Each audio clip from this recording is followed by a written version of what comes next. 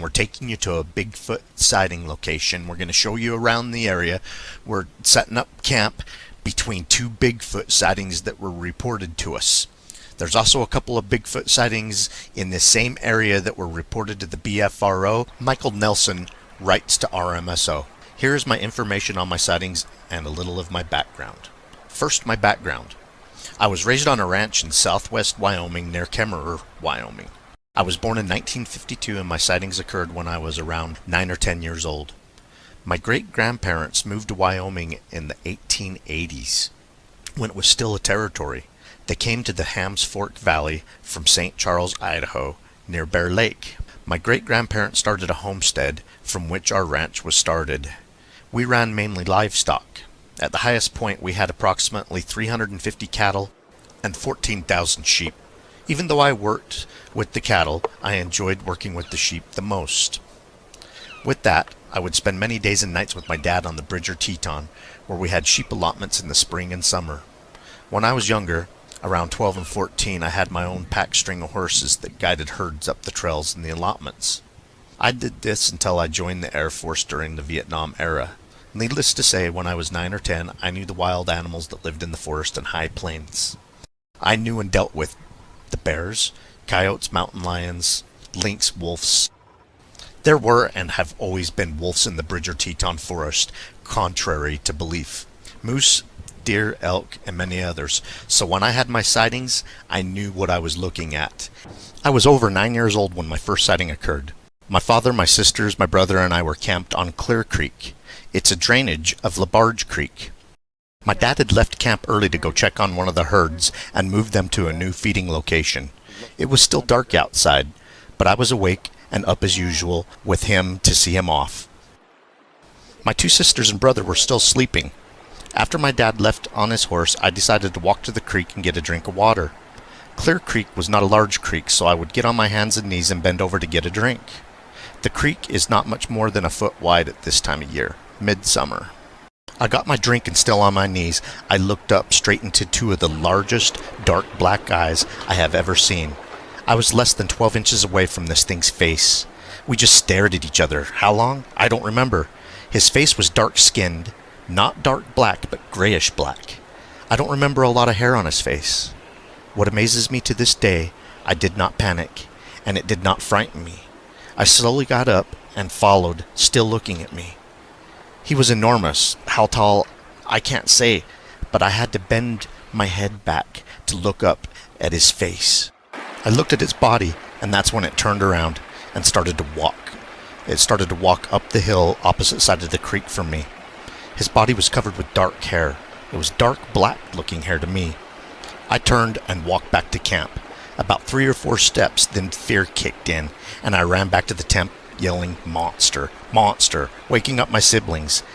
They saw how shocked I was, and we closed the wall tent doors and hid in the tent all day till my dad returned. I told my dad when he got back, and he just said it was probably a bear or a moose. I do not remember much after my dad returned. A few months later, we were again camping near LaBarge Creek at the LaBarge Meadows. No tent this time. We had our sleeping bags laid out side by side along the pickup truck. My dad near the driver's side front tire, my oldest sister by the driver's side door, my brother and I and my younger sister by the rear tire on the driver's side next to me. I woke up in the middle of the night. The sky was clear. I remember seeing the stars and the moonlight, which lit up a large man-like figure that was leaning over, looking at my sister next to me. I didn't move, say anything, or breathe. I just stared out from under my sleeping bag cover. The thing was, again, huge, and I could hear others walking around nearby, but did not see them. I could hear it taking deep breaths, and no other sounds. It slowly stood up on its 2 legs and walked away. I slowly slid deeper inside the sleeping bag and hid the rest of the night. I didn't tell anybody this time until I was an adult. This all would have occurred prior to 1961 and the Patterson film. I'd never heard or thought about Bigfoot or Sasquatch. It wasn't until I heard and saw the Patterson film and then the frozen body of the monster in the freezer that came through town that I could have put a name with these creatures or monsters. I remember I was around 16 when that show came through. You got to go into this trailer and take a close look at the creature. The lid of the freezer was open and it was covered in ice. You could see parts of its body through the ice fairly well. I thought it was cool. It really did look like the real thing. It is Bigfoot shaped. Well, it's got a little heel, and then there's... Yeah. It must have just got a drink.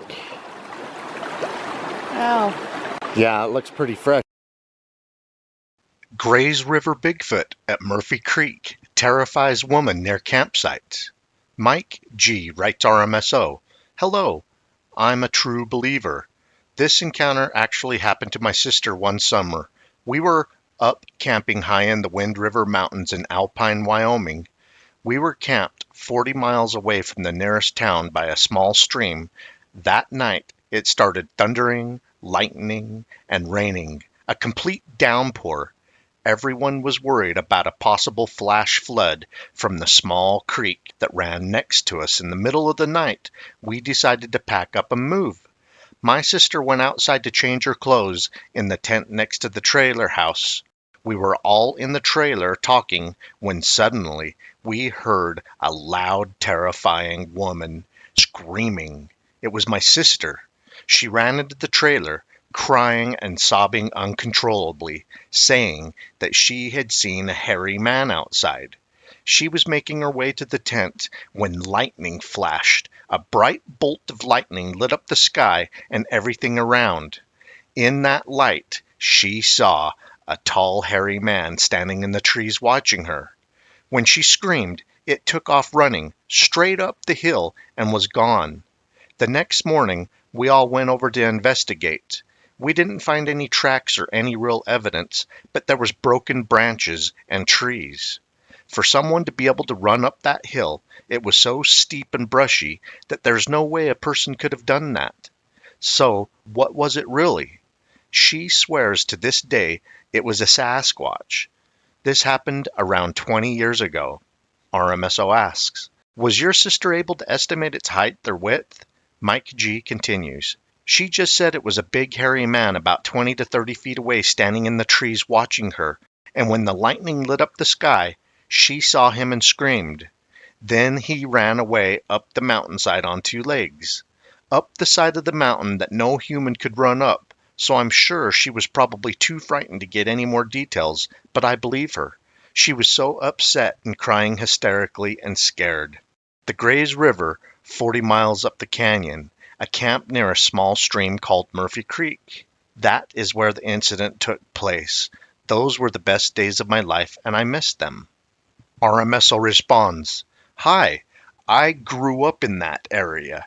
My great-great-grandfather was a homesteader that homesteaded about 800 acres, not too far from where all that happened. It's called the Star Valley area, next to Grover State Park. Our property actually buttons up next to that. It was a really remote place when I was a kid. Now there's quite a few more summer cabins and whatnot, but my parents inherited some of that property, and we camped there every summer. So I spent most of my summers there.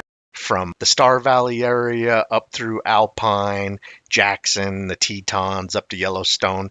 It's my home away from home. I'm very familiar with the area, and I love to investigate sighting reports in that area. Appreciate your sighting. Keep on watching. We're going to keep on squatching.